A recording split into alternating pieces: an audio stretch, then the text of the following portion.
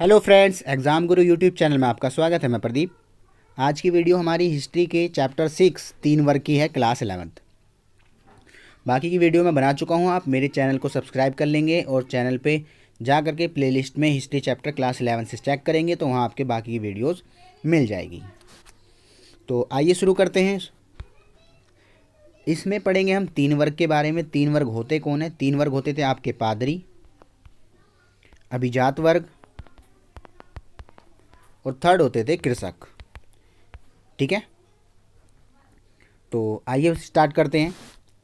जैसे कि देखिए, आपको मिला है कि यूरोपीय इतिहास की जानकारी के स्रोत, यानी कि हमें जो यूरोपीय इतिहास की जानकारी मिलती है कि यूरोप कैसा था, किस तरह का वहाँ पे स्थिति थी, स्ट्रक्चर कैसा था, ये सब कहाँ से मिलती है। तो ये सब मिलने का कारण होता है मुख्य रूप से वहाँ के भूस्वामियों का विवरण, जो वहाँ के लैंडलॉर्ड थे उन्होंने डिटेल दी। वहाँ पे क्या था, और कुछ विधियाँ थी जो मुकदमे या दस्तावेज डॉक्यूमेंट मिलते थे, जैसे क्या जन्म की प्रमाण पत्र या उनकी जो स्थिति व्यक्त होती थी, मृत्यु के बारे में या वहाँ के जो विवाह के बारे में अभिलेख मिले थे, आलेख मिले थे, उनके बारे में ये सब जान करके हमें यूरोप की स्थिति के बारे में एहसास हुआ। चर्च से प्राप्त अभिलेखों ने व्यापारिक संस्थाओं, गीत व कहानियों द्वारा त्यौहार व सामाजिक गतिविधियों का बोध कराया। चर्च से जितने भी अभिलेख मिले हैं वहाँ से हमें क्या है, वो एक रिदम में, राइमिंग में, यानी कि कह सकते हो आप गीत के तौर पे उपलब्ध कराए गए, ताकि उसको आसानी से समझा जा सके और उसको जाना जा सके।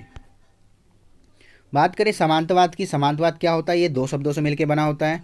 किससे? समांतो प्लस कृषक। ठीक है, ये एक भूमि का टुकड़ा होता था। देखिए, इसमें क्या था, दोनों के बीच में अच्छा खासा कोऑर्डिनेशन होता था। कृषक क्या करते थे, समांतों को फसल देते थे। ठीक है, फसल मतलब जो भी उगाते थे फसल, वो समांतों लोगों को देते थे ताकि वो उसका उपभोग करके अपना जीवन यापन कर सकें। और समांत लोग क्या करते थे कि कृषकों को सुरक्षा देते थे। ठीक है, कैसी? सैन्य सुरक्षा देते थे। सुरक्षा मिलती थी इन्हें किससे? समांतों से, ताकि कोई बाहरी बंदा इन पे हमला ना कर सके या उनको परेशान ना कर सके। ठीक है, तो इस प्रकार से दोनों के बीच में अच्छा खासा तालमेल चलता था। समांत लोग कृषकों को सुरक्षा देते थे और कृषक लोग समांत लोगों को फसल देते थे। ठीक है, अब आपसे बात करें समांतवाद। देखिए, जैसे कि आपको पता है, ये कृषि उत्पादन को दर्शाता था जो समांतों और कृषकों के संबंध के आधारित थे। कृषक लोड को श्रम सेवा प्रदान कराते थे और बदले में वे सैनिक सुरक्षा देते थे। अगर हम समांतवाद की बात करें तो ये एक जर्मन शब्द से बना हुआ है जिसका नाम होता है फ्यूड। फ्यूड का मतलब होता था भूमि का टुकड़ा, यानी भूमि का ऐसा टुकड़ा जहाँ पर कृषक खेती करता है और वहाँ पर समांती लोग जो होते हैं वो उनकी सुरक्षा करते हैं। समांतवाद का सर्वप्रथम काम करने वाले फ्रांसीसी विद्वान मार्क ब्लॉक के द्वारा भूगोल के महत्व पर आधारित मानव इतिहास को गढ़ने पर जोर दिया, जिसने कि लोगों के व्यवहार और रुख को समझने में सहायता प्रदान करी। यानी कि आप कह सकते हो कि जो फ्रांसीसी विद्वान थे मार्क ब्लॉक, उन्होंने क्या करा, मानव इतिहास को पढ़ने पर, उसकी जानकारी प्राप्त करने पर अधिक जोर दिया था। फ्रांसीसी समाज का जब विभाजन हुआ तो उसे 3 वर्गों में बांटा गया, जैसे कि आपको पता ही है, चैप्टर का नाम भी यही है। कौन से 3 वर्ग? पादरी, अभिजात वर्ग और कृषक। ठीक है, जो आपके पादरी होते थे, इसमें ईसाई समाज के मार्गदर्शक होते थे जो रास्ता दिखाते थे, यानी कि आप कह सकते हो कि जो फादर होते हैं ना, वो चर्च में धर्म उपदेश दिया जाता था, धर्म से संबंधित ज्ञान दिए जाते थे। भिक्षु होते थे जिन्हें निश्चित नियमों का पालन करना पड़ता था। जैसे हमारे आपने देखा होगा हिंदू धर्म में पुजारी होते हैं, हेड पुजारी, उसके बाद फिर थोड़े छोटे वाले, तो उसी तरीके से होते थे। जो हेड पुजारी नियम रूल रेगुलेशन बनाते थे उनको फॉलो करना पड़ता था। धार्मिक समुदायों में रहना, हमेशा धार्मिक समुदायों में रहना होता था। ठीक है, धार्मिक समुदाय बोले तो यानी कि वही आपका कि जैसे आप व्यवस्था वाले हैं उसी व्यवस्था से संबंधित आप रहेंगे। आम आदमी से दूर मठों में निवास करना, यानी कि जनता के साथ नहीं रहते थे, अपना एक अलग मठ बनाते थे। यानी कि जैसा आपने देखा होगा ऋषिकेश वगैरह में है, इसी तरीके से अपना एक मठ टाइप का बनाते थे और उसी में वो रहते थे। अभिजात वर्ग की बात करें तो अभिजात वर्ग होते थे, अपनी संपदा पर स्थायी नियंत्रण होता था, इनकी अपनी ज़मीन होती थी। सैन्य क्षमता थी, इनके पास ताकत थी क्योंकि ये सैन्य बल में भी लगे हुए लोग थे। न्यायालय लगाने का अधिकार था, ये क्या करते थे, लोगों की सुरक्षा तो प्रदान कराते थे, जब चाहे जब किसी को जस्टिस चाहिए होता था उनकी व्यवस्था बनाते थे। यानी मान लो किसी किसान को समस्या है तो उनके लिए वहाँ का इन्वायरमेंट बनाने का काम इन्हीं का होता था। अपनी मुद्रा का प्रचलन इन्होंने करा था। नाइट्स, कई बार पेपर में ये भी आपसे पूछा गया नाइट होता क्या है।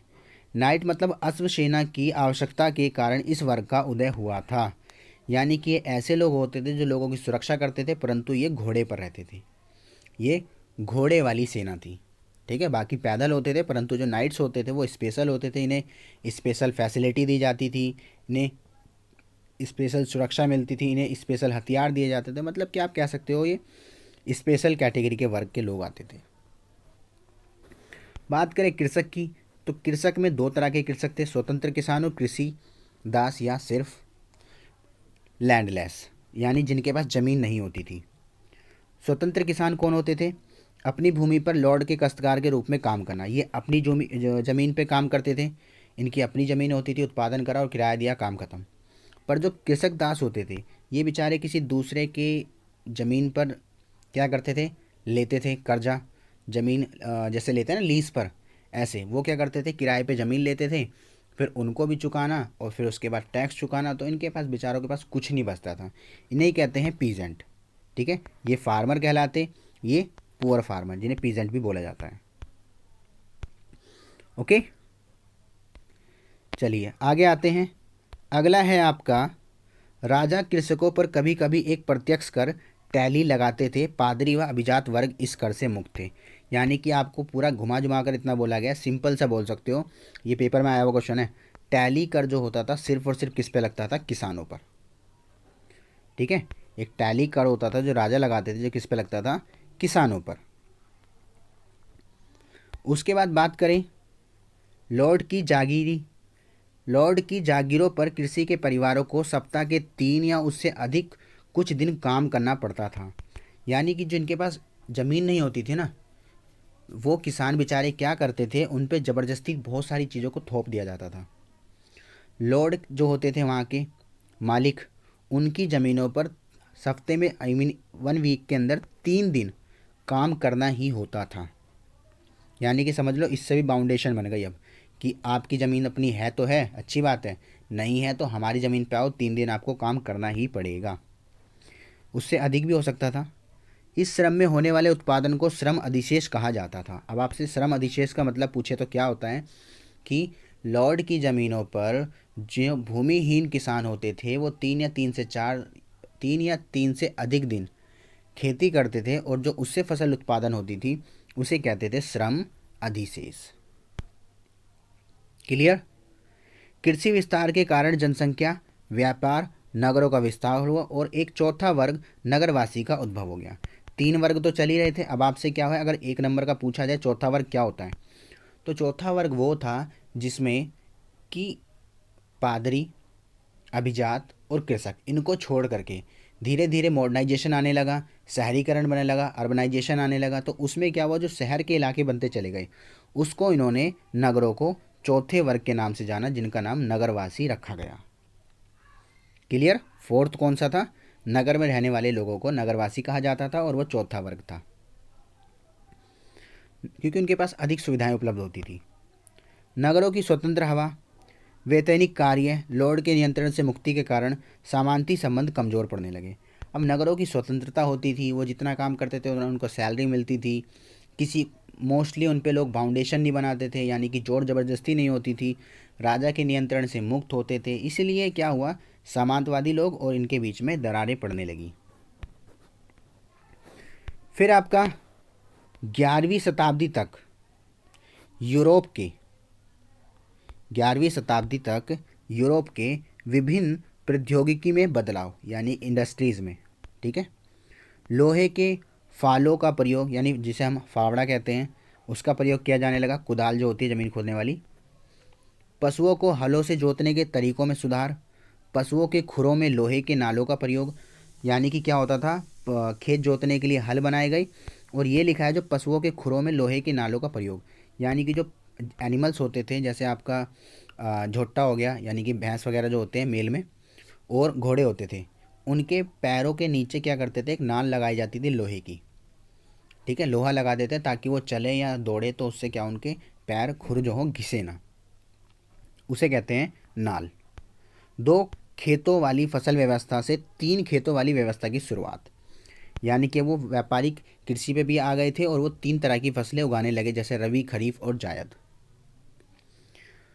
वायु जल शक्ति के उपयोग से कृषि क्षेत्र में क्रांतिकारी परिवर्तन आया, और जब उन्हें जल की सुविधा भी उपलब्ध करा दी गई तो बहुत ही तेजी से उन्होंने क्या करा, परिवर्तन वो लेके आ गई थी। 14वीं शताब्दी का संकट। अब 14वीं सेंचुरी में क्या हुआ, 14वीं शताब्दी के आरंभ में यूरोप का आर्थिक विस्तार धीमा पड़ने लगा। ठीक है, उसके कारण क्या क्या थे। पहला, मौसम में परिवर्तन, पैदावार वाले मौसम छोटे हो गए, यानी कि मौसम में परिवर्तन होने लगा, जो फसल की उत्पादकता थी उसमें समय कम मिलने लगा। गहन जुताई ने भूमि को कमज़ोर कर दिया। अभी मैंने बताया ना, पहले तो वो 2 बार फसल उगाते थे साल में, रबी और खरीफ, अब इन्होंने 3 कर दी थी, रबी, खरीफ, जायद। ठीक है, तो उसमें क्या था, इससे जो फसल होती थी वो कमज़ोर उगने लगी, क्योंकि नीचे के पोषक तत्व तो मिट्टी के ख़त्म होने लगे। जनसंख्या वृद्धि से उपलब्ध संसाधनों का कम पड़ना। अब आप ये तो जानते हो कि जनसंख्या एक सबसे बड़ा मुद्दा होता है। जनसंख्या इतनी तेज़ी से बढ़ने लगी कि संसाधनों की कमी हो गई, और उस संसाधनों की कमी से उनके ऊपर बहुत ही बुरा असर पड़ने लगा। ऑस्ट्रिया व सर्बिया में चांदी के खानों के उत्पादन में कमी के कारण धातु मुद्रा में भारी गिरावट। अब ये 2 कंट्री है, जो ऑस्ट्रिया जिसकी कैपिटल है वियना, और सर्बिया में चांदी की खादानें जो थी उनकी कमी होने लगी, उत्पादन क्षमता कम हो गई, जिसकी वजह से मुद्राओं में कमी पाई जाने लगी। ठीक है, क्योंकि कॉइन से नहीं बनते थे, फिर चांदी के सिक्के उस टाइम थे प्रचलन में, फिर और भी संसाधन जो थे वो धीरे धीरे कम हो गए थे। परिणाम स्वरूप व्यापार प्रभावित हुआ, और एक बहुत बड़ी जो महामारी थी, प्लेग जैसी महामारी, वो भी उस समय बहुत ही ज़्यादा चल रही थी।